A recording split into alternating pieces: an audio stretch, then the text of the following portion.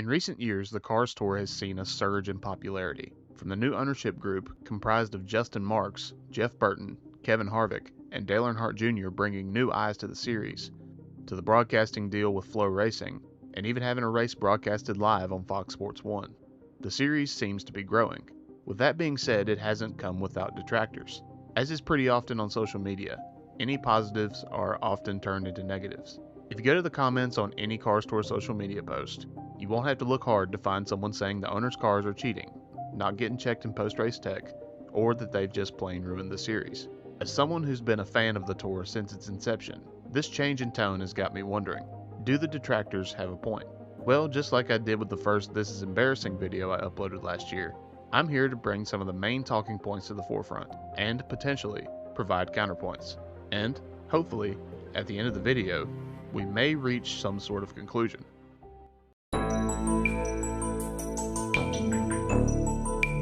You already knew this one was coming. It should come as no surprise that the teams of Junior Motorsports and Kevin Harvick Incorporated field fast cars. Do they have better access to resources? Yes.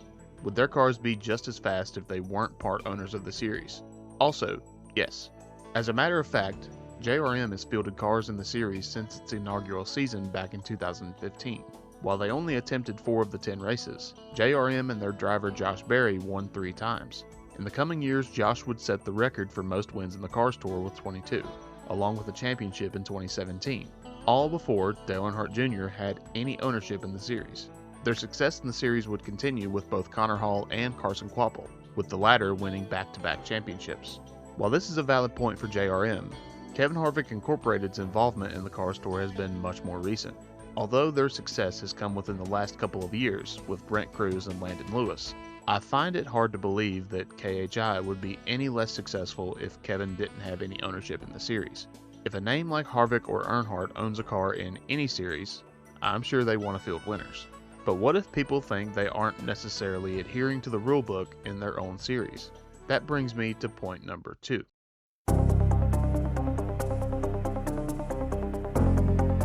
With this point, well, I don't think there's a way to get a 100% conclusive answer. It goes without saying that finding gray areas in a black and white rulebook is something that damn near every race team does in any level of stock car racing. However, some who currently work in the series have said that it's a major conflict of interest. If you protest a car that is owned by one of the owners of the series, the officials that you're protesting to get a paycheck from the same guy that owns the car you're protesting against. Do you really think that they're going to side in favor of anyone that goes against a house car / their paycheck? Absolutely not. The cheating accusation was front and center at Caraway. KHI driver and 2025 Cars late model stock champion, Landon Lewis, ran over the choose marker and was sent to the rear. He then proceeded to charge from the rear, back to the lead, and take home the victory with laps to spare. Immediately after, many fans said something seemed off. Whether it be a cheated up car, motor, tires, or all of the above, everyone claimed something was foul. Whether any of that is true, like I said, can't say for certain. After all, it's not like Landon was able to do this with ease throughout a spaced out field. He had plenty of cautions to bunch the field back up, which allowed him to take advantage on restarts. Regardless, these opinions are being seen more and more, and it doesn't seem like they'll be going away anytime soon. The reason for that? Well, like I said earlier, it's possibly a major conflict of interest. This point may have more footing than the others I've mentioned so far. Many believe that no matter which way you spin it, it's not a good look for the owners of a series to field both race-winning and championship-winning teams. Much akin to a track promoter's kid racing at the very track their parent promotes, people will always talk and speculate. This is even an issue among fans outside of the Cars Tour as well, with many IndyCar fans having the same issue with Roger Penske owning both the IndyCar Series and Indianapolis Motor Speedway. I can bring up as many examples as I please, but the facts won't change. JRM and KHI will continue to field cars in the Tour for most likely years to come. Looking back to when this ownership group took over, many said from the beginning that this would potentially be an issue among fans, and possibly be an issue among crews and drivers. While many have softened on their stance, quite a few have doubled down, with the more extreme comments saying that this will ruin the Tour, with some saying it already has. Safe to say I saved the most extreme take for last. Along with all of the points I've brought up previously, there's been a pretty big shift in the Cars Tour, with many calling the current product a case of the haves and the have-nots.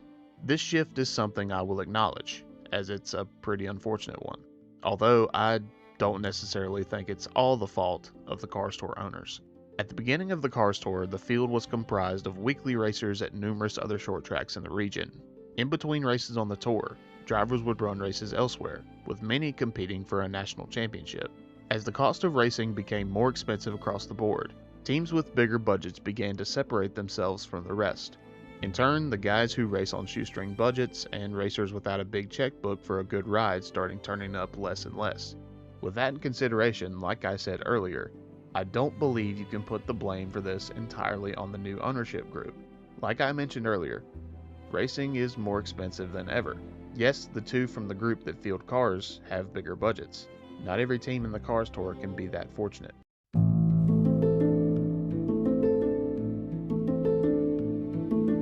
To say the series is perfect would be a pretty far reach. The series is not. No racing series is. However, in my opinion, from an on-track standpoint, the Cars Tour still puts on the best show in stock car racing, and I'll stand by that statement until I feel it's no longer true. Many have wondered if the startup IHRA stock car series will quote-unquote take the fight to the Cars Tour. Personally, I don't think this has any legs. I think the IHRA are focusing their series more towards a different crop of drivers. Then again, I'm no expert, so who knows. The shift that I mentioned previously is a rather tough one. However, the shift in question should be blamed more on the overall cost of racing going up, instead of the Cars Tour itself.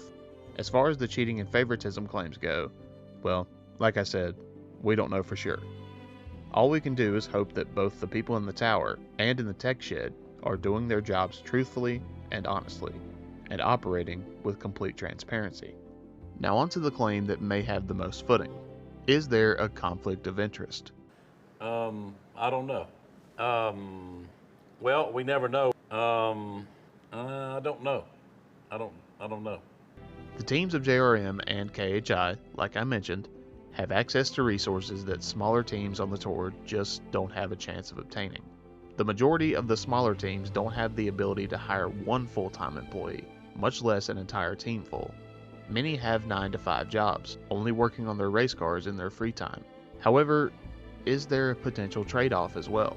The exposure these teams get by fielding cars in a series tied to names like Marks, Burton, Harvick, and Earnhardt is unmatched by any other series in asphalt short track racing. Race teams need sponsors, and sponsors love exposure.